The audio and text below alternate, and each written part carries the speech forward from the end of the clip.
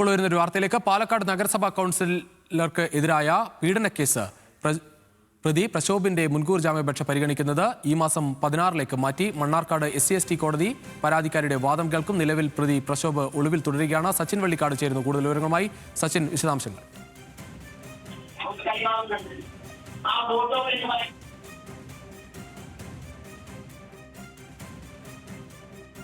പാലക്കാട് നഗരസഭാ കൗൺസിലർക്ക് എതിരായ പീഡനക്കേസിലാണ് ഈ പ്രതിയായ പ്രശോഭിന്റെ മുൻകൂർ ജാമ്യാപേക്ഷ പരിഗണിക്കുന്നത്. ഈ മാസം 16-ലേക്ക് മാറ്റിയത്. സച്ചിൻ വള്ളിക്കാട് ചേരുകയാണ്.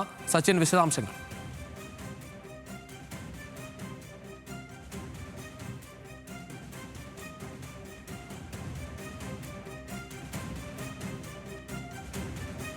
പാലക്കാട് നഗരസഭാ കൗൺസിലർ പീഡനത്തിന് ഇരയാക്കിയെന്ന പരാതി വലിയ കോളിളക്കം ഉണ്ടാക്കിയിരുന്നു. പിന്നീട് പ്രശോഭ് ഒളിവിലേക്ക് പോവുകയും ചെയ്തു.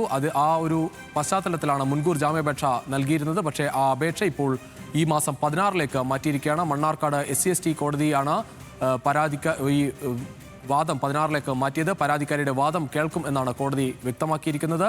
നിലവിൽ പ്രതി പ്രശോഭിനെ പിടികൂടാൻ പോലീസിന് സാധിച്ചിട്ടില്ല. ഈ സംഭവം ഉണ്ടായപ്പോൾ മുതൽ, ഈ പരാതി ഉയർന്നപ്പോൾ മുതൽ പ്രശോഭ് ഒളിവിൽ തുടരുകയാണ്. സച്ചിൻ ചേരുകയാണ്. സച്ചിൻ, വിശദാംശങ്ങൾ.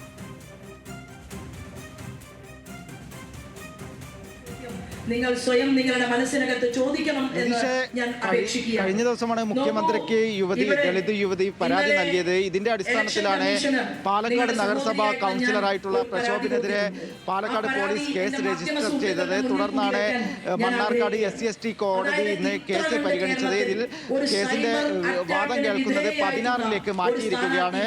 SC/ST നിയമപ്രകാരമാണ് കേസ് രജിസ്റ്റർ ചെയ്തിട്ടുള്ളത്. ബലാത്സംഗം, അതേപോലെ തന്നെ SC/ST പീഡന നിരോധന നിയമപ്രകാരമാണ് നിലവിൽ കേസ് രജിസ്റ്റർ ചെയ്തിട്ടുള്ളത്. ഇതിന്റെ വാദം കേൾക്കാനാണ് ഇപ്പോൾ 16-ലേക്ക് കേസ് മാറ്റിവെച്ചിട്ടുള്ളത്. നിലവിൽ പ്രതിയായിട്ടുള്ള കോൺഗ്രസിന്റെ കൗൺസിലർ പ്രശോഭ് നിലവിൽ ഒളിവിൽ തുടരുകയാണ്. പ്രശോഭിനെ കണ്ടെത്താൻ വേണ്ടിയുള്ള ഊർജ്ജമായ ശ്രമം തന്നെയാണ് പോലീസിന്റെ ഭാഗത്ത് നിന്നും നടന്നുകൊണ്ടിരിക്കുന്നത്. പ്രധാനമായും തമിഴ്നാട്, കർണാടക സംസ്ഥാനങ്ങൾ കേന്ദ്രീകരിച്ചുകൊണ്ട് തന്നെയാണ് ഇപ്പോൾ. ശരി സച്ചിൻ, എന്തായാലും ഈ സംഭവത്തിൽ 16-ാം തീയതിയിലാണ് ഈ വാദം നടക്കുക. പാലക്കാട് നഗരസഭാ കൗൺസിലർ പീഡിപ്പിച്ച ഈ കേസിലാണ് എന്തായാലും പരാതിക്കാരിയുടെ വാദം കൂടി കേൾക്കാൻ കോടതി തീരുമാനിച്ചത്.